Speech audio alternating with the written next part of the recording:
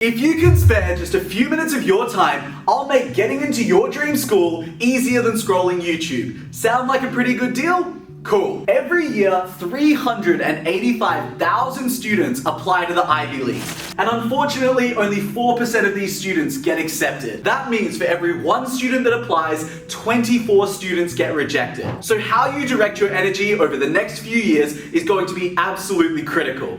And as you can see in this jam-packed video, I'm going to be explaining exactly how you should be directing your energy over the next few years. So let's break down exactly what you should be doing to get into your dream school. First and foremost, let's talk about your grades. You need strong grades. They're an expectation, not the thing that gets you in. It's really important to understand that. You need good grades to be in contention, but they're not going to be the thing that get you in. So ideally, when it comes to academics, just aim to be in the top 5% of your cohort. You do not need to be valedictorian. There are 25,000 valedictorians in the US alone every single year. It does not make you unique. On top of that, you need a 1450 at least on your SAT to be competitive for the Ivy Leagues. Anything below a 1450 and you're really starting to diminish your chances of getting into the Ivy Leagues. Beyond grades, there are 3 hidden student archetypes that I believe are going to define college admissions in 2026. These are the student researcher, the passion project creator, and the student athlete. And fitting one of these archetypes is the best way for you to stand out. So I'm going to break down exactly how each of these archetypes work and how you can fit in, starting with the researcher.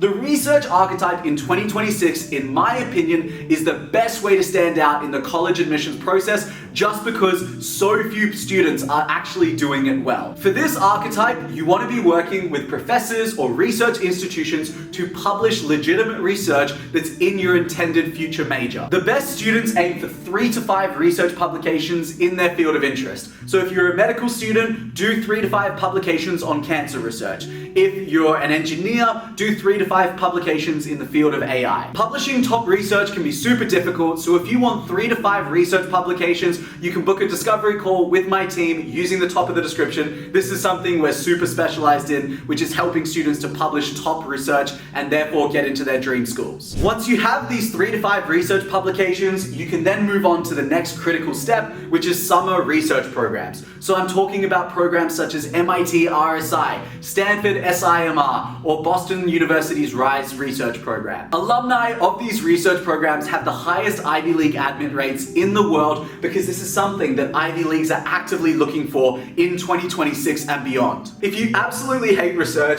then this second archetype is going to be for you, which is the passion project creator. If you think of Ivy League alumni like Bill Gates or Mark Zuckerberg, the one thing that these people have in common is that they don't ask for permission. They see a problem in society, they build the solution and solve that problem. So if you want to show Ivy Leagues that you're a creative, innovative problem solver who is going to solve humanity's most pressing challenges one day, then you need to build a portfolio of passion projects. This is absolutely critical. Don't waste your time in student clubs. Start building out passion projects. This is what I did to get into Harvard on their most competitive full-ride scholarship. I saw that there was significant education inequality in Australia, and so I spent multiple years building out an education NGO that provided disadvantaged students with free education resources. That was what Harvard loved about my profile, and it was because I built something and solved a problem. Ideally, you want to have 3 passion projects that align with your future major. So if you're studying medicine, you could run a blood donation drive,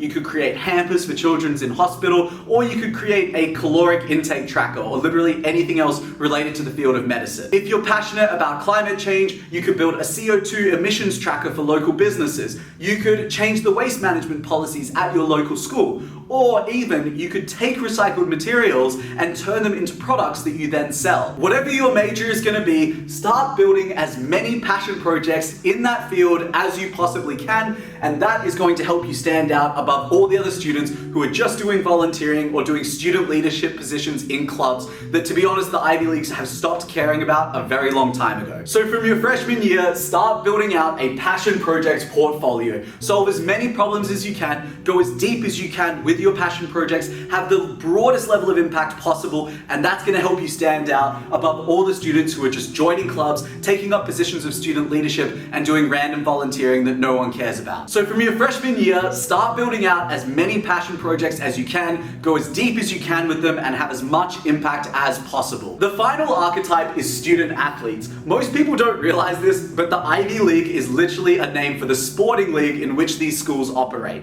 That's why it's called the Ivy Leagues. So what this means is that Harvard, Yale, Princeton, and all the Ivy Leagues are actively recruiting hundreds of student athletes every single year. And they have your common pastime sports like basketball and baseball, but they also have some really unique and weird sports, to be honest, like rowing, or water polo, or diving, or fencing, or equestrian. So there's a ton of sports that these schools are actively recruiting for that you could be recruited for one day. So if you want to be recruited as one of these student athletes, pick an Ivy League sport by going to the Harvard website and seeing what sports are available that they're actively recruiting for. Then once you pick the sport, train it 6 to 7 times a week, become one of the best in your state or your local district, and then from there, on top of that, maintain good grades. Because a lot of student athletes really struggle with their grades, but this is something that Harvard, Yale, Princeton, they expect you to have good grades. Now, once you've dedicated your high school years to building a competitive profile, you then need to write the greatest college application of your life, and I'm gonna help you out with that now. For writing a great resume, there's one key principle to follow, which is describing your impact, not what you did. So how much did you fundraise? How much did the organization grow through your presence? How many people did you impact? These are the things that the Ivy Leagues actually care about. Tangible impact, and that is what your resume should be showing. For the personal statement, I've got a really great framework that generally applies to people who are applying at the graduate school level, but I think there's a lot that you can learn on how to write a clear, concise essay even if you're an undergrad. So for a 1,000-word personal statement, you want to dedicate the first 250 words to describing your life story, just setting the scene with a nice anecdote. Then go into 150 words on your professional achievements, followed by 100 words on your vision, aka what do you want to do with your life and why should we let you into a school like Harvard? Then 250 words on how this school is going to help you to achieve this vision, followed by 150 words on your contribution to campus, like how are you going to be a great asset to the student body, and then finally just a nice 100-word conclusion to round everything out. For your supplemental essays, of which you're going to be writing so many of these, the best framework that has been proven time and time again is the past, present, future framework. Basically, you start with an event from your past, you then bring it into the present, and then you talk about how you plan to continue that thing in the future. So let's say it's the extracurricular essay for Stanford, for instance. Start with how you played soccer during your childhood, what motivated you about soccer, then bring it into the present, talk about how you're playing it at the state level maybe, and then talk about how in the future you hope to continue this with Stanford's incredible soccer program and all of the opportunities that are available at Stanford. This is a proven framework that has worked time and time again, and I highly encourage you to use it for your supplemental essays. For recommendation letters, these are super overlooked and often neglected, but they are a critical part of the process. What I want you to do is make a detailed brag sheet for every single recommender that you have.